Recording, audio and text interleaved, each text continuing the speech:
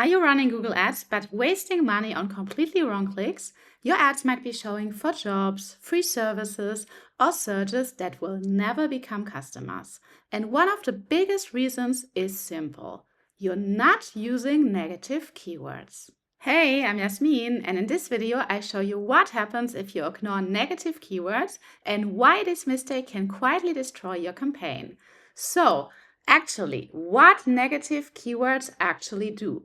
Negative keywords tell Google, do not show my ads for these searches.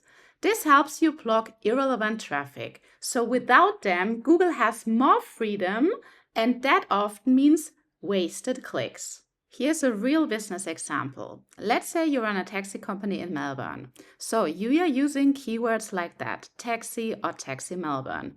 So let's say your keyword taxi Melbourne, yeah, it sounds fine, but without negative keywords, your ads might show for taxi jobs Melbourne, free taxi voucher, taxi driver salary, or taxi training course.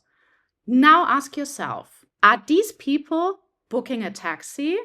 Probably not, but they can still click, and these clicks cost you money.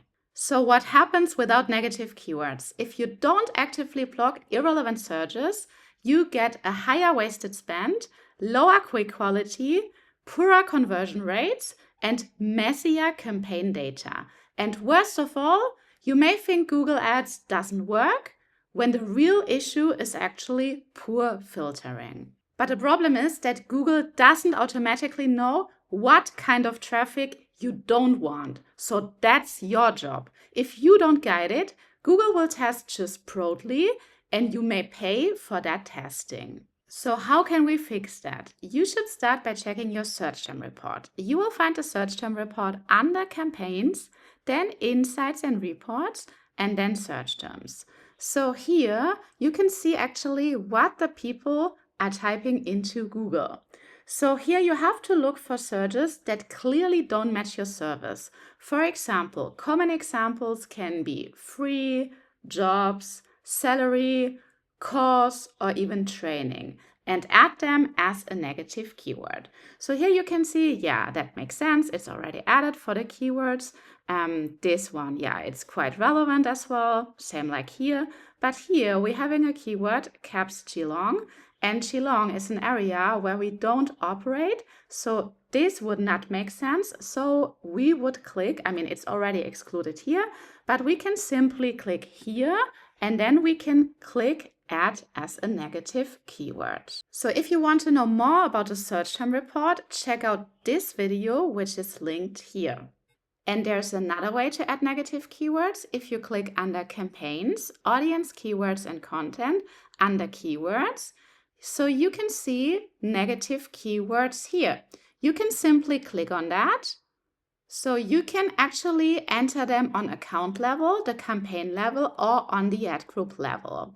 So for example here, we would click here, add negative keyword, and then we can, let's do campaign level for that. So we could just simply enter the negative keywords we don't want to have, for example, jobs, and save it here. So if you want to know more about the negative keywords and which ones make actually sense, check out this video, which is linked here. As a simple rule, if someone is unlikely to become a customer, block the search. So negative keywords, they actually protect your budget. And let me give you a quick recap of what I just said. If you don't use negative keywords at all, Google may spend your budget on irrelevant clicks. That means wasted spend, poorer traffic, lower conversions. So check your search term regularly and block what doesn't fit. If this video helped you to understand why you definitely need negative keywords, feel free to subscribe my channel. And if you ever need help with your Google Ads, my Calendly link is in the video description.